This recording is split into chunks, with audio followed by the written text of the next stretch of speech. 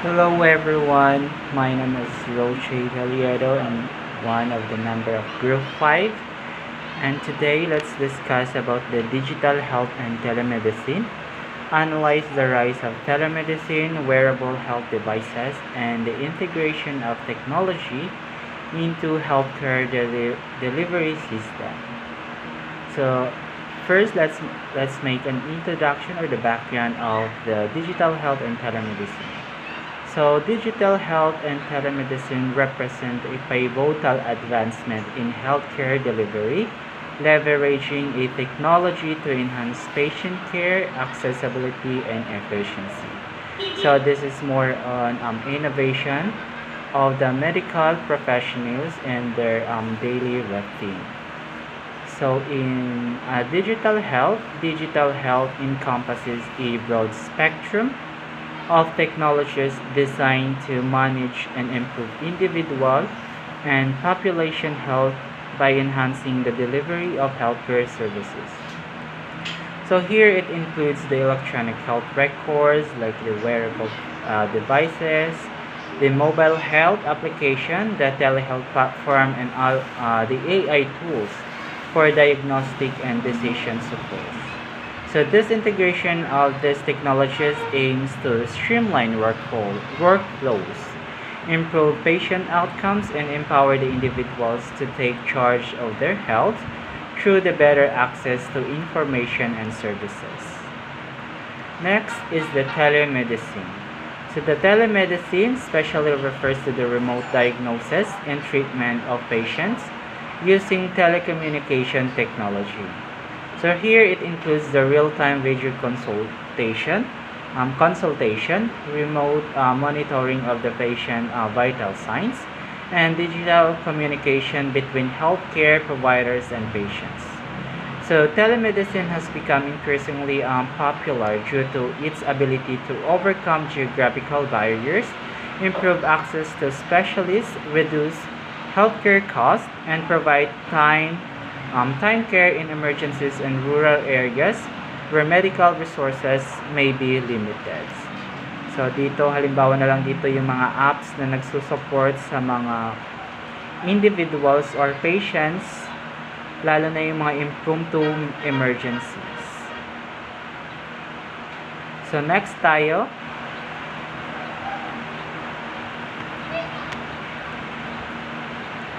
So next is the theories about the digital health and telemedicine.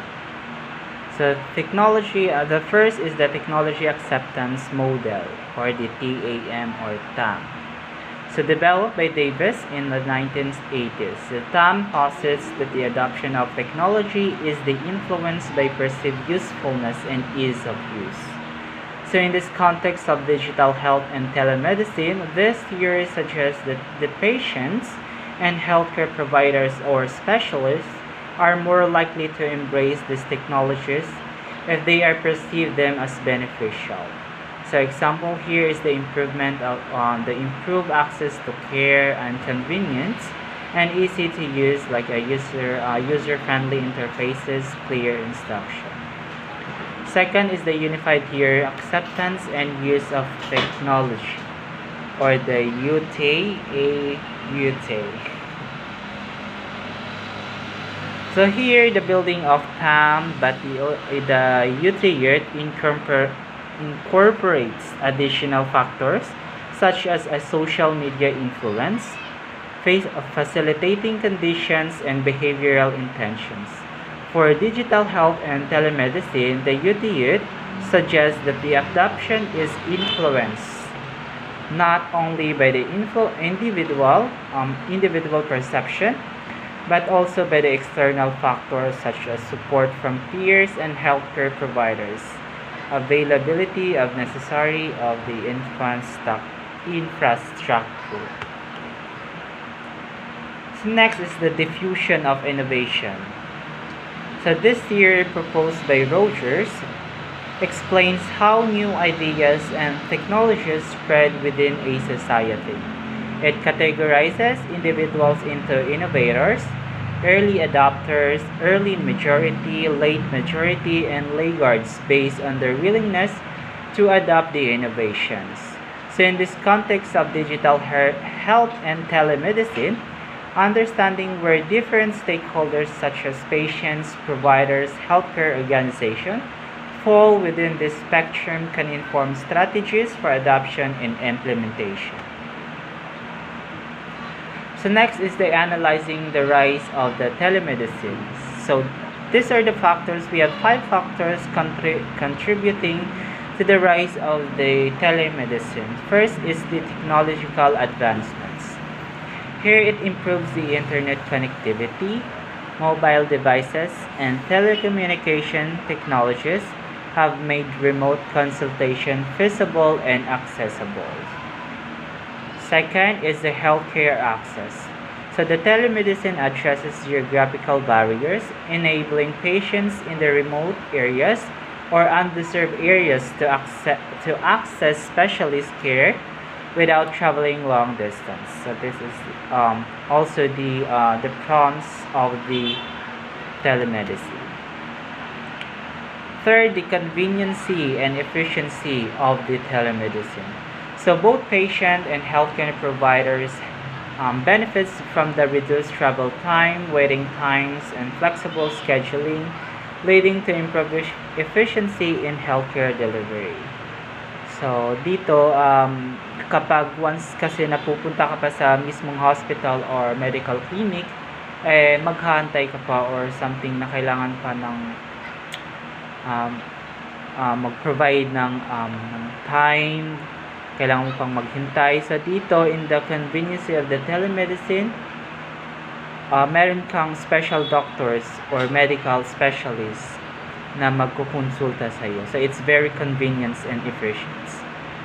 So next is the cost savings. So the telemedicine can lower healthcare costs by reducing hospital admissions, emergency room visit, and transportation expenses for patients.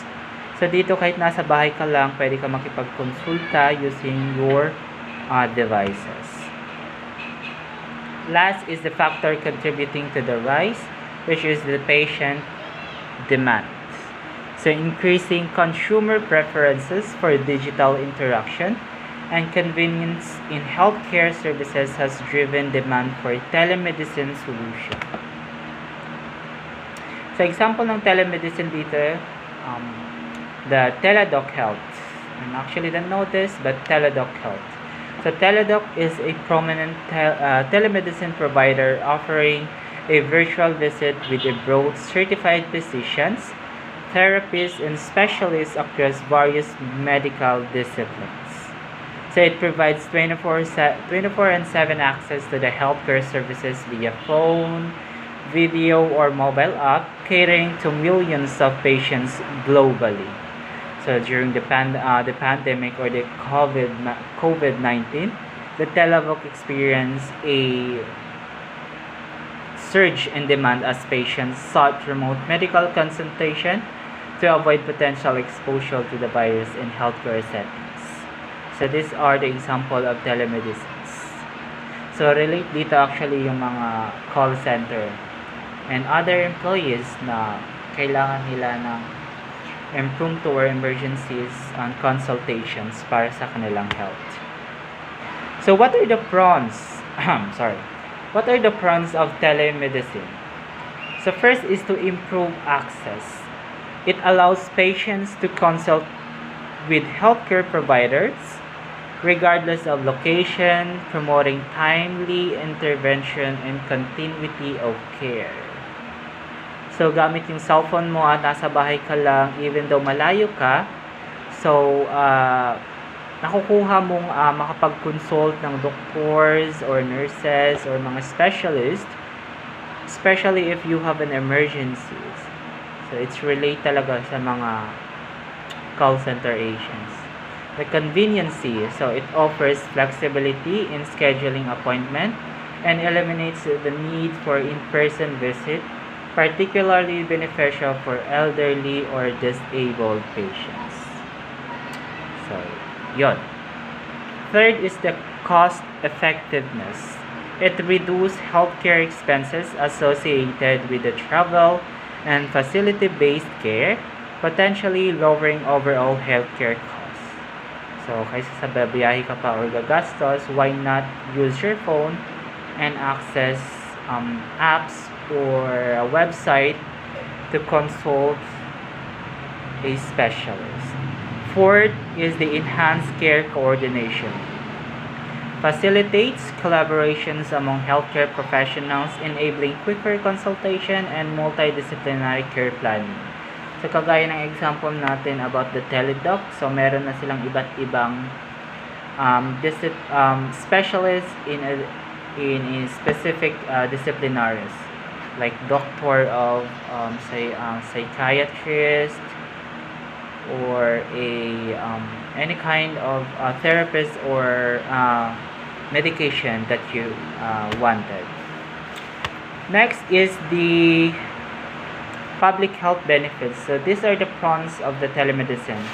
So during emergencies or pandemics, telemedicine can alleviate strain on healthcare system by providing remote care and monitoring. So if we have a pros of telemedicine, we also have a cons or the negative impact of telemedicine. So first is the technological barriers. It relies heavily on internet connectivity and digital literacy, posing challenges for population with limited access to technological or digital skills, especially sa mga rural areas. So, alam naman natin na kapag once na nasa bundok or mahina ang signal doon, so mahirap sa kanila ang makipag-contact sa mga physicians or specialists dahil dito sa technological barriers. So, mahina ang signal. So, isa ito sa mga cons ng telemedicine. Quality of care concern. So, its limited physical examination capabilities may affect diagnostic accuracy and the ability to perform certain procedures remotely. So, kahit naman na they are specialists, they are professionals, pero kapag kasi through internet or devices na lang, so medyo may mga minsan nang huhula na lang kung ano yung sakit mo. So tatanungin ka ng doktor, so pagsabihin ng doktor, sasagot ka, so not really sure naman para sa doktor kung totoo ba yung mga sinasabi mo or totoo yung naramdaman mo. So iba pa rin yung physical examination. Third is the regulatory and legal issues.